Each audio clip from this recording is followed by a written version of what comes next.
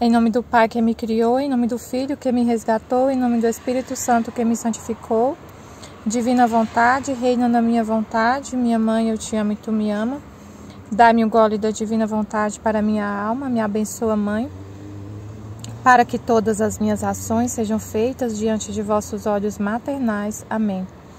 Suprema Majestade, eu venho em sua vontade divina, em nome de todos, do primeiro ao último homem que existirá na terra, para dar a ti as homenagens que tens direito, as adorações, os louvores, o amor que cada criatura lhe deve, as ações de graça, e fazer todas as reparações por todos e por cada pecado.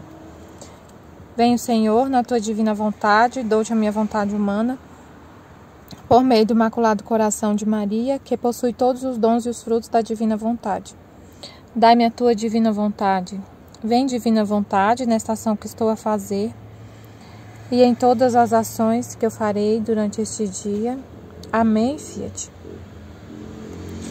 João e Tiago falam a Pedro sobre o encontro com o Messias. 12 de outubro de 1944, o Evangelho como me foi revelado por Maria Valtorta. Estudo 46 da Escola da Divina Vontade. Sobre o mar da Galileia vem raiando uma belíssima aurora. O céu e a água têm brilhos rosados, pouco diferentes daqueles que esplendem suavemente por entre os muros dos pequenos jardins do povoado lacustre, jardins dos quais se elevam e se deixam ver, quase lançando-se sobre as vielas as frondes despenteadas e vaporosas das árvores frutíferas. O povoado começa a despertar, com uma outra mulher que vai à fonte buscar água, ou algum tanque lavar roupa, e com os pescadores que descarregam as cestas de peixe, fazendo negócio com os mercadores em alta voz, que vieram de outros lugares, ou levam peixes para casa.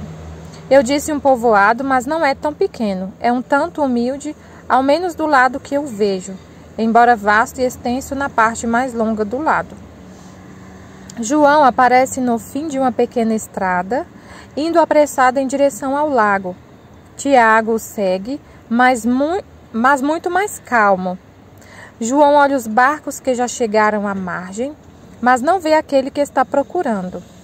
Agora ele acaba de enxergá-lo, mas está a algumas centenas de metros da beira, atento às manobras para atracar, e grita bem alto, levando as mãos à boca com um longo "Oh!", que deve ser um sinal combinado entre eles. Ele está chamando o Pedro, né?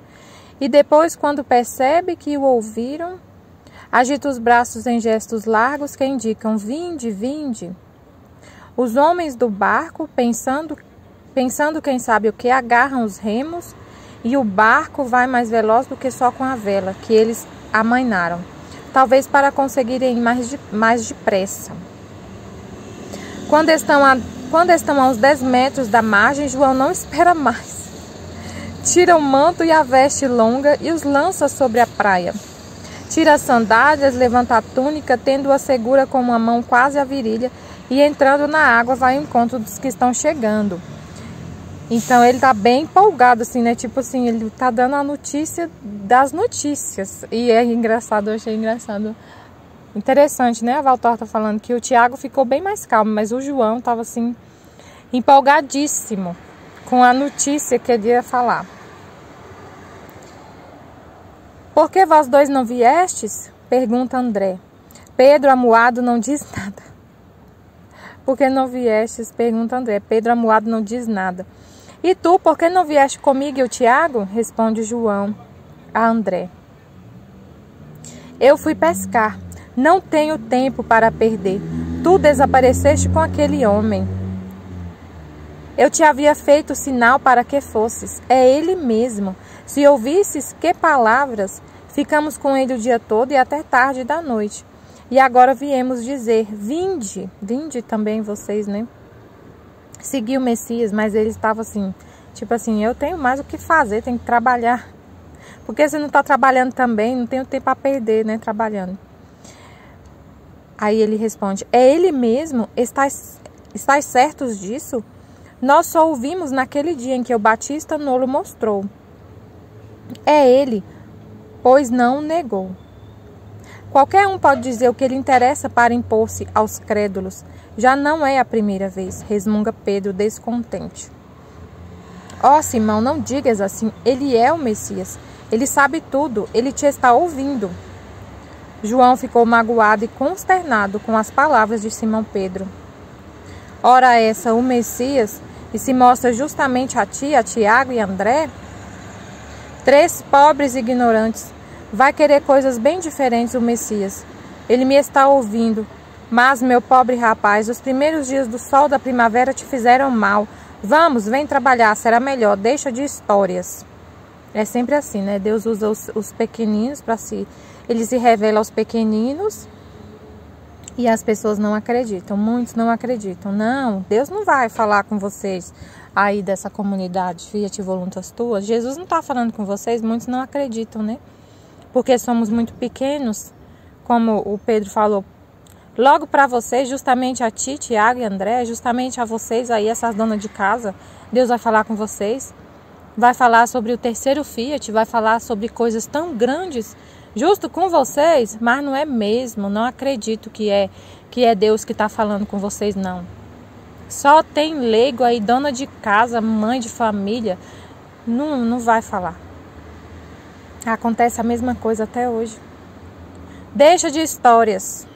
Vai trabalhar vocês, vai trabalhar, vai cuidar dos meninos, né? Vai cuidar da sua vida, fica falando aí.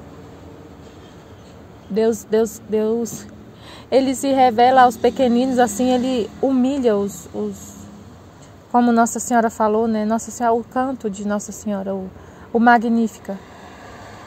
É desse jeito, é o que Nossa Senhora falou no Magnífica.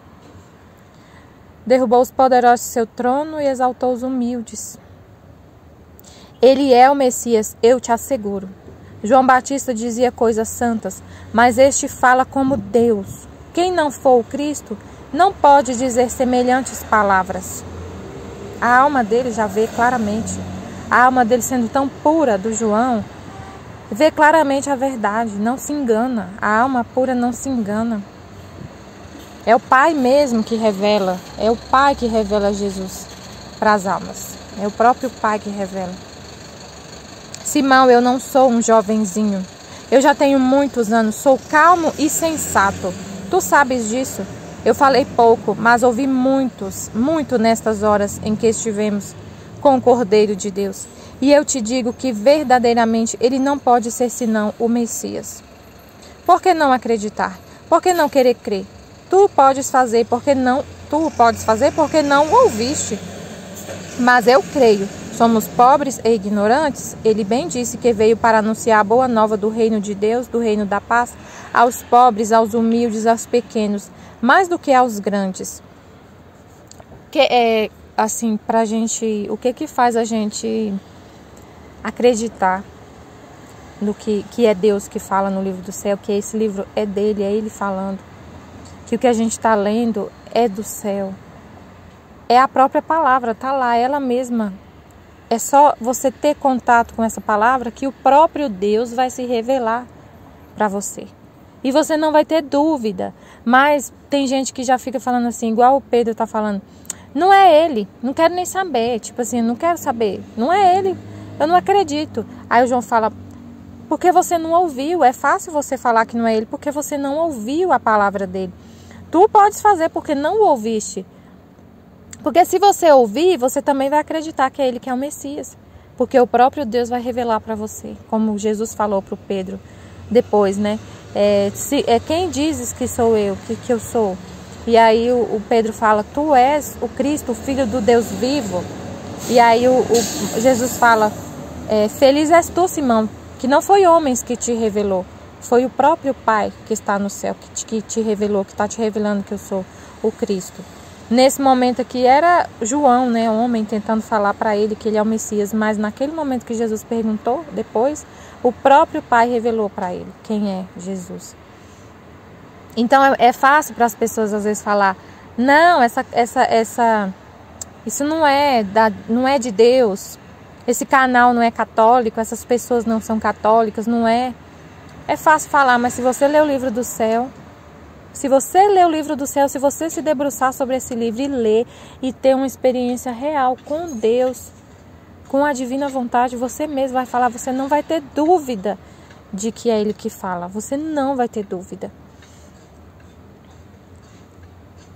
Ele disse, Jesus disse, João falando, os grandes já têm as suas delícias, não são delícias invejáveis, não são delícias invejáveis se comparadas àquelas que eu venho trazer. Os grandes já têm seu modo de chegar a compreender, somente pela força do estudo.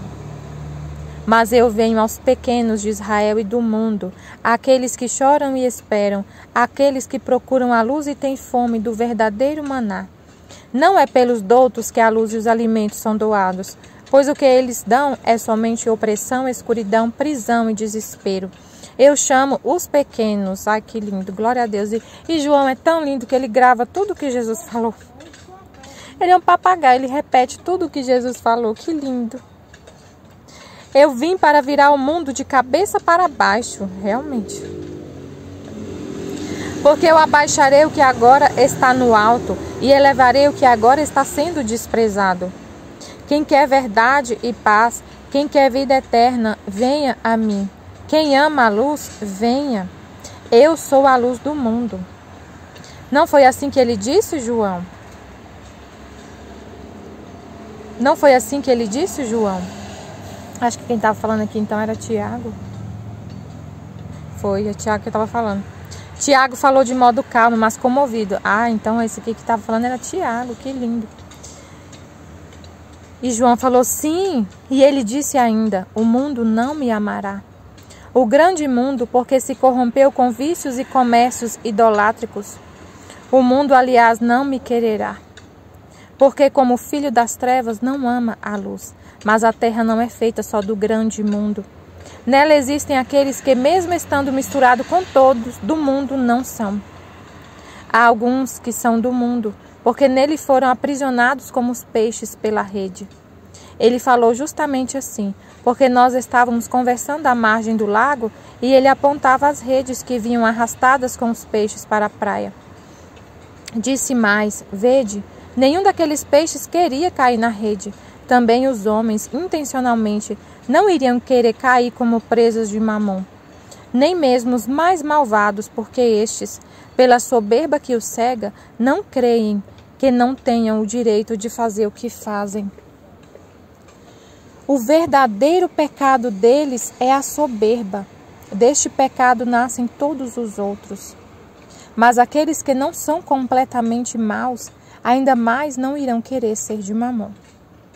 Eles caem por leviandade, por um peso que os arrasta para o fundo, que é a culpa de Adão. Nossa, que lindo, João gravou tudo que Jesus falou.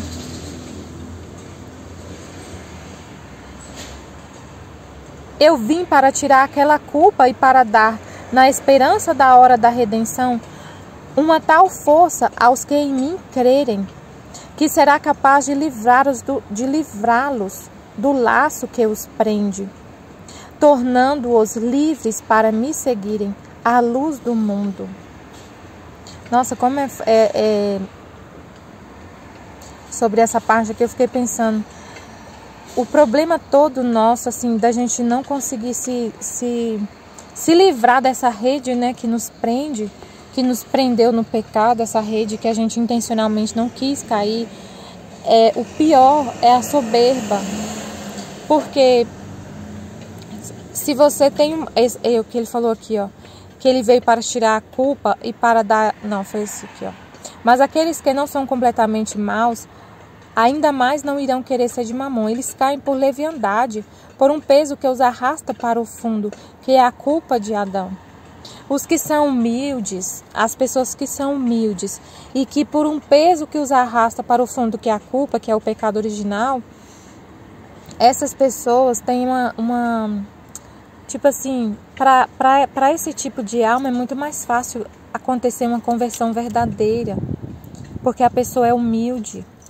Ela pode estar afundada, por exemplo, ela pode estar afundada na luxúria, ela pode estar afundada no, por exemplo, Uma pessoa que está afundada em tráfico de droga, que ela está afundada em luxúria, em droga, em bebida e tudo. Mas ela é uma pessoa humilde. Ela é humilde, ela não tem soberba. E aí para ela se converter e largar toda essa vida, ela não tem a soberba é um muro que nos afasta de Deus, porque você se acha Deus. Você não reconhece que Deus existe, você se acha Deus, você se acha muito inteligente, muito esperto. E não se abaixa, né? E aí você cria um muro.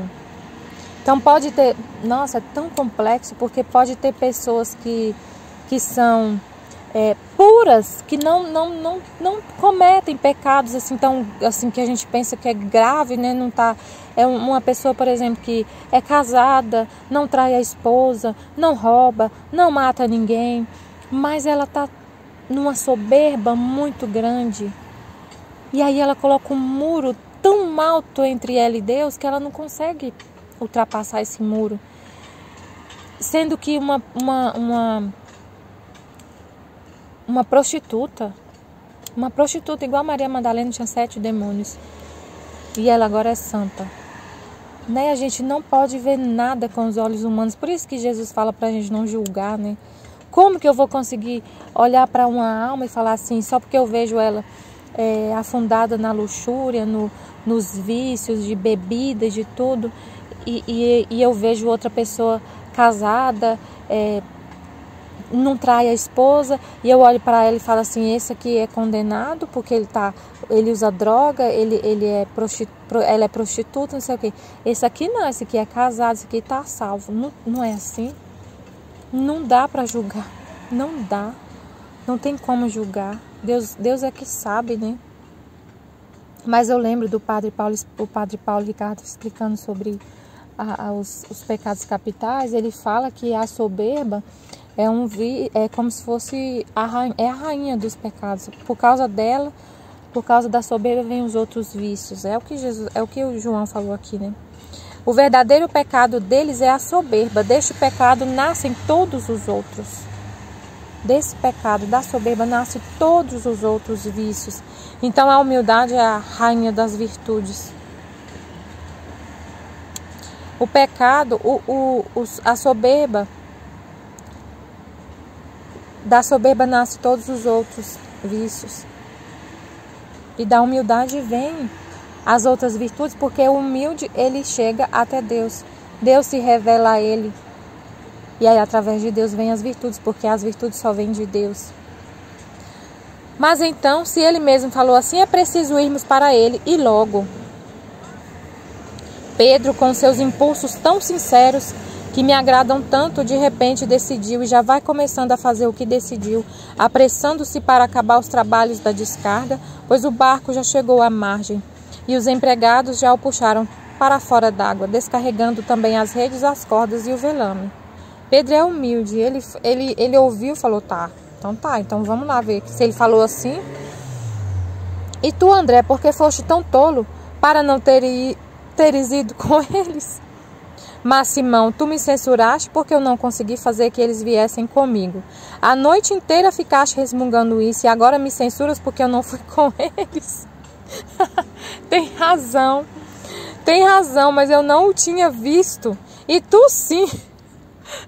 Pedro fala assim, eu falei sim porque eu não vi, mas você ouviu, você viu ele e não foi. Eu tenho uma desculpa para não ter ido, porque eu não vi, mas você deve ter visto que ele não é como nós. Ele deve ter alguma coisa de mais belo do que os outros.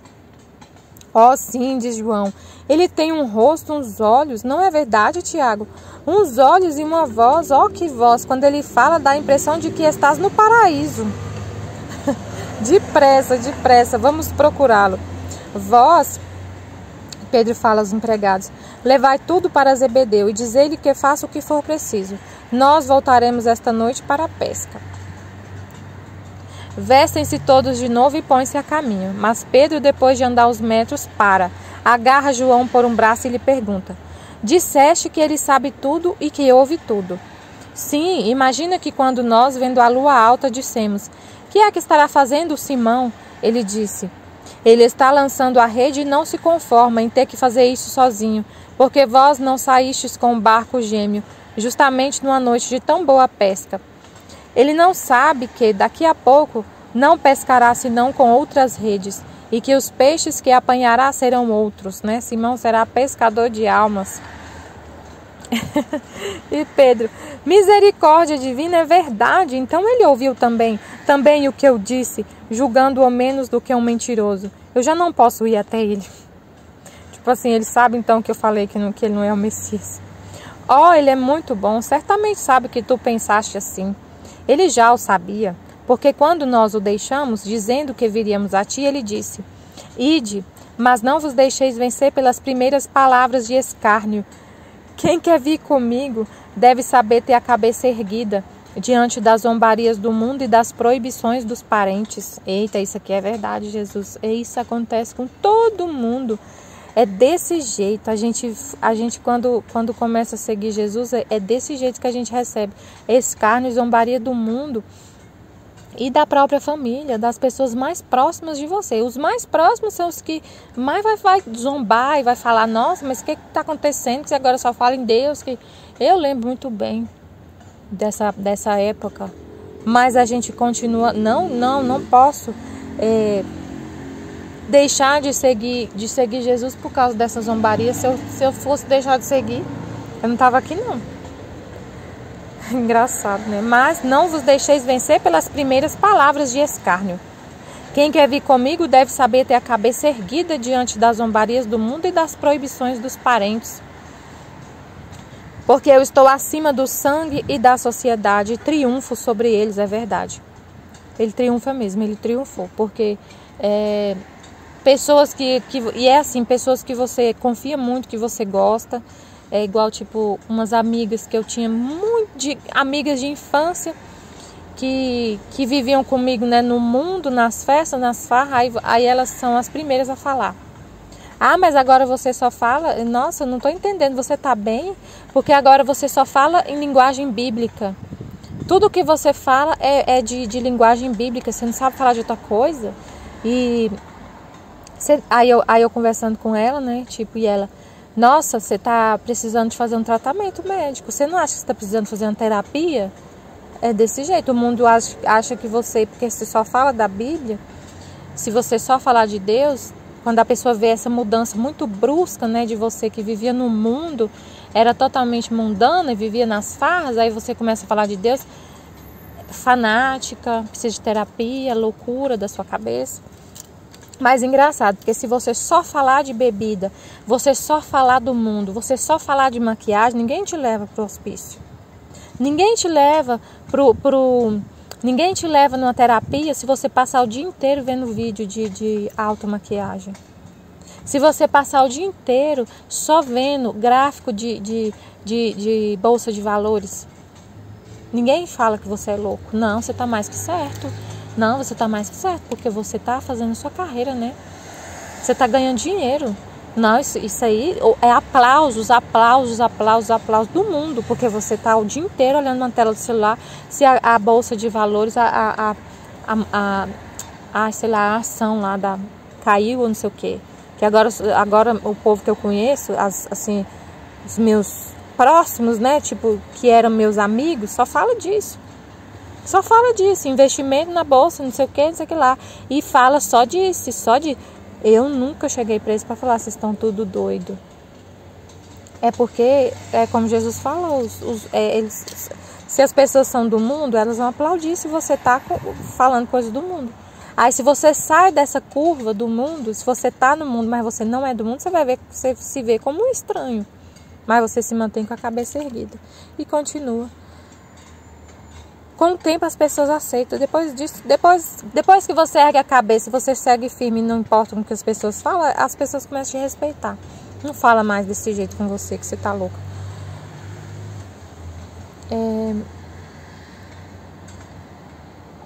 E disse também: sabeis falar sem medo.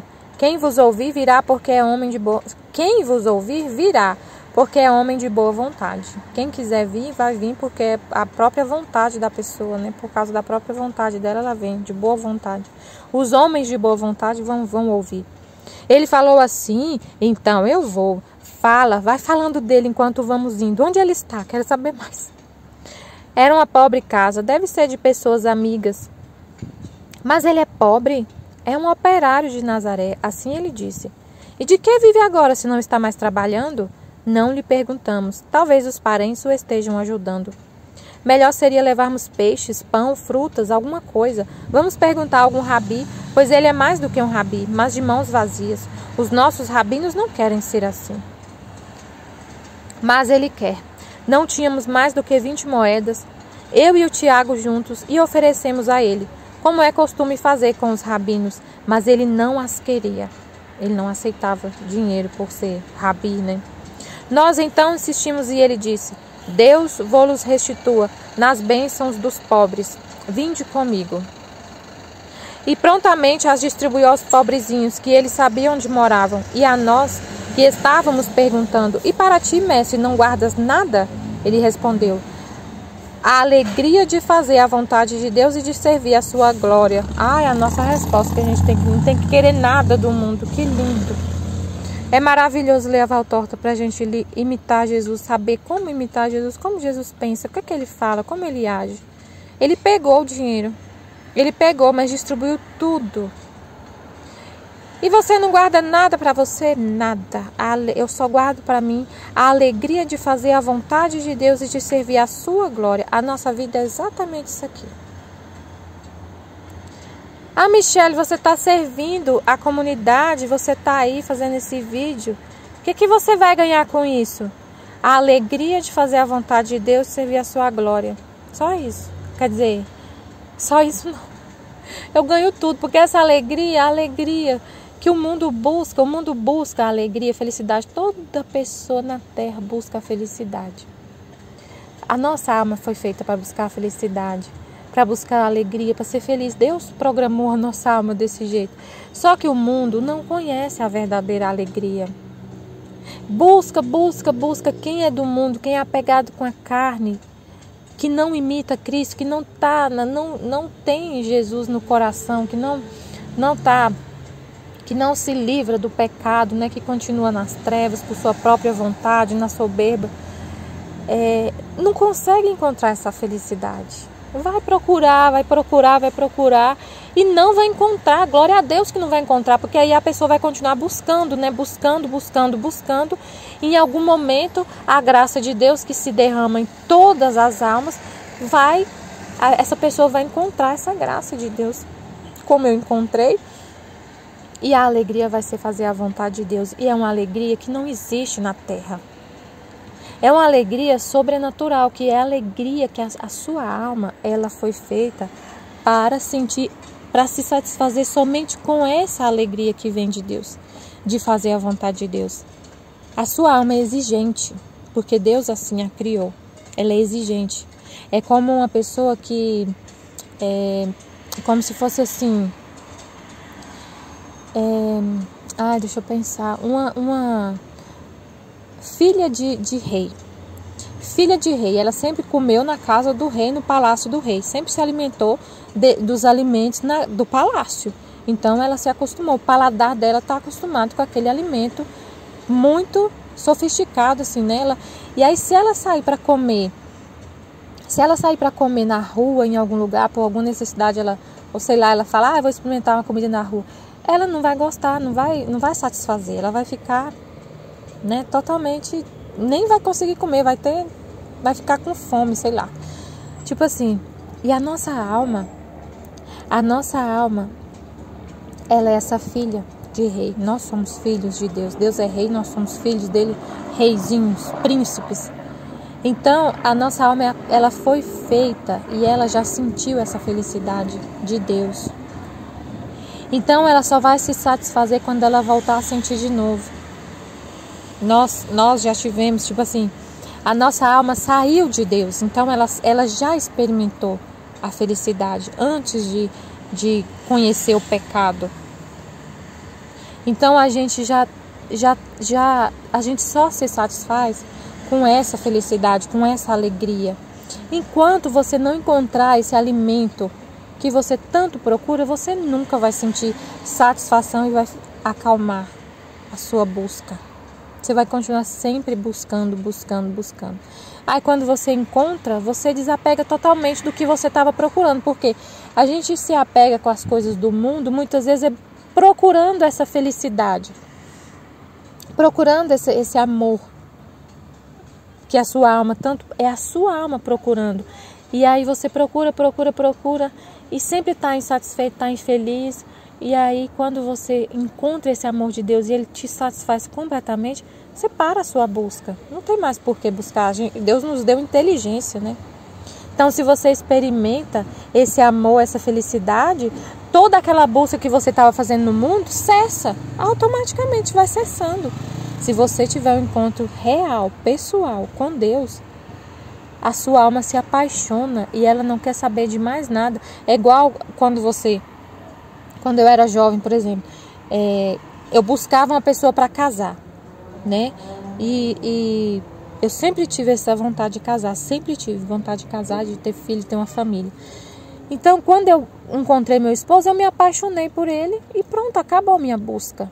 E fiquei sossegada, tranquila, nunca mais na minha vida eu vou procurar outra pessoa. Não olho para ninguém, porque eu já tenho o meu esposo, então não tem mais por que procurar. E aí, se a minha alma já encontrou o esposo, não tem mais por que eu procurar. Então eu fico tranquila e calma. É uma vida maravilhosa. É a alegria de fazer a vontade de Deus, servir a sua glória. Eu amei essa parte. Nós lhe dissemos também: tu nos estás chamando, mestre, mas nós somos todos pobres. Que é que te devemos trazer?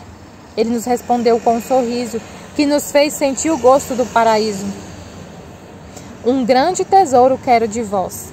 Nós lhe dissemos: mas nada temos. E ele respondeu: é um tesouro de 7 nomes, que até o mais pobre pode ter, mas o rei mais rico não pode possuir.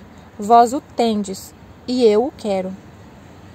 Ouvi os nomes deste tesouro: caridade, fé, boa vontade, reta intenção, continência, sinceridade e espírito de sacrifício. 7 tesouros. É um infinito, né? O número 7. Tudo. Se você entregar esses 7 tesouros, você está entregando tudo. Caridade, fé, boa vontade, reta intenção, continência, sinceridade e espírito de sacrifício. Isto eu quero de quem me segue. Só isto. E vós o tendes. Está dormindo como uma semente sob um solo invernal. Mas o sol da minha primavera o fará nascer em setemplice espiga. Assim ele falou. Então a gente está seguindo Jesus. Pode ser que esses 7 tesouros estejam adormecidos por causa do frio das nossas paixões, dos pecados, do que vem do mundo, né? Que a gente está no mundo. Então tem muita contaminação do mundo. Então pode ser que você comece a seguir Cristo e esses 7 tesouros estão pequenininhos, adormecidos. Mas aí vem o sol, Ele que é o sol. A palavra dele que é sol. O que faz esse tesouro florescer e sair desse inverno? E florescer? A palavra de Deus. Ele é o verbo, Ele é a palavra. Então é a palavra que faz esses 7 tesouros chegar à plenitude que Deus quer. A caridade, a fé, a reta intenção, a continência, a sinceridade, o espírito de sacrifício. Quanto mais você tem contato com a palavra, mais cresce esses tesouros. Isto me assegura que é o verdadeiro Rabi, o Messias prometido. Não é duro com os pobres, não pede dinheiro. Basta isto para chamá-lo o Santo de Deus. Vamos tranquilos, e tudo termina. Amém, Fiat Jesus, eu confio em vós, amém.